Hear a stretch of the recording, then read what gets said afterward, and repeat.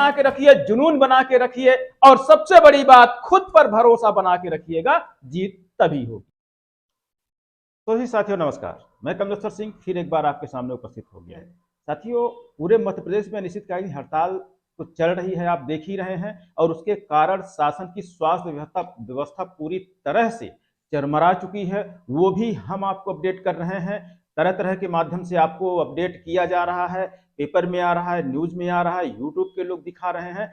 साथियों, आज जो हम आपसे चर्चा करने वाले हैं वो वास्तव में वो स्थिति परिस्थिति के बारे में चर्चा करूंगा जब आप शासन के कहने पे आपने अपनी जान की बाजी लगा दी थी। लेकिन यहां सबसे पहले आपको बताना चाहेंगे कि देखिए, संविदा कर्मचारी किस तरह से ये अनिश्चितकालीन आंदोलन में अपना विरोध सरकार के सामने जता रहा है। वो तरह तरह के तकनीकें अपना रहा है। कहीं पर खून से पत्र लिखा जा रहा है मुख्यमंत्री महोदय को, ये जो खून से पत्र लिखा गया है मंत्री महोदय से, ये जो है तो ये भिंड जिले से किया गया है, और भी कई जगह अलग अलग तरीके, कहीं पर सुंदरकांड का पाठ किया जा रहा है, जबलपुर में भी सुंदरकांड का पाठ किया गया। हम आपको सारी चीजें दिखाएंगे, आप देखते चलिए, लगातार देखते चलिए। यहीं पर हम एक बात और आपको दिखाना चाहेंगे कि देवास में लोगों ने पीपी किट पहन के प्रदर्शन किया।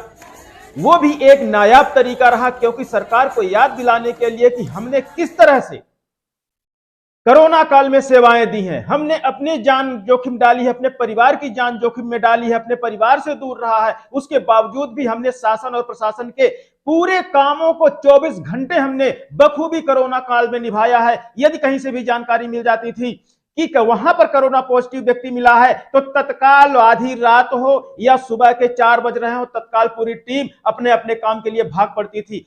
उन लोगों को जांच करवाना, उनको क्वारंटाइन करवाना, सारी व्यवस्थाएं कराना, ये संविदा कर्मचारी ही थे जो कि पूरे कोरोना काल को पूरी तरह से, पूरी मशक्कत से संभाला है।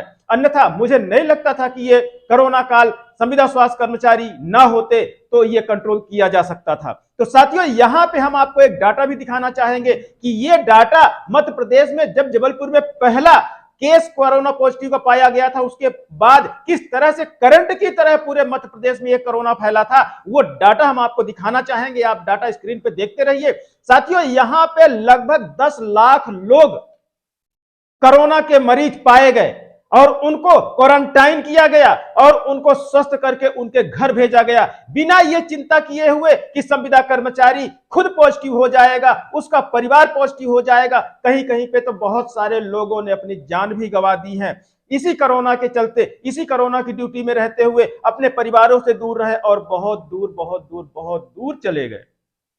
तो साथियों, मैं सिर्फ यहां आपको यही कहना चाहूंगा कि आपका सिर्फ नियमितीकरण फोकस होना चाहिए। नियमितीकरण के नीचे कोई भी मांग नहीं होनी चाहिए। नियमितीकरण को आप बिल्कुल लेके रहना, उसमें कोई दो राय नहीं, और आपको मिलेगा। आप डटे रहिए, लगे रहिए। साथियों, अब आप देखिए, हम एक आपको जो डाटा की बात कह रहे थे, 10 लाख लोग जो थे, वास्तव में ये 10 लाख लोग नहीं, ये 10 लाख परिवार थे।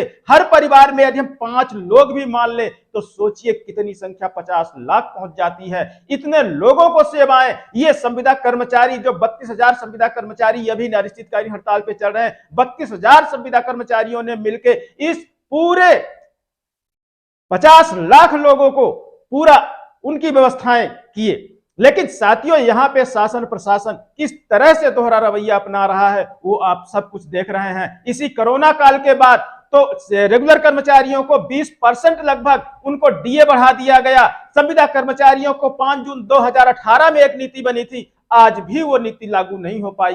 तो इस दोहरे व्यवहार के लिए शासन प्रशासन की ओर से जरूर मुझे आपत्ति हो रही है कि शासन प्रशासन ये दोहरा व्यवहार क्यों अपना रहा है। तो साथियों, आप अपने अधिकार के लिए लड़ रहे हैं तो शासन प्रशासन को जागना ही पड़ेगा, और जागती नहीं तो आने वाला समय में आपको उसको जगाना है। क्योंकि आप जितने भी संविदा कर्मचारी हैं, 32,000 संविदा कर्मचारी हैं, वास्तव में 32,000 संविदा कर्मचारी नहीं, ये 32,000 परिवार हैं। और हर परिवार कम से कम यदि 10 लोगों को प्रभावित करता है तो सोच लीजिए कि कितने लाख परिवार प्रभावित हो जाएंगे। क्योंकि आने वाले समय में शासन को भी यह पता है कि इन्हीं संविदा कर्मचारियों के बीच उनको आना है।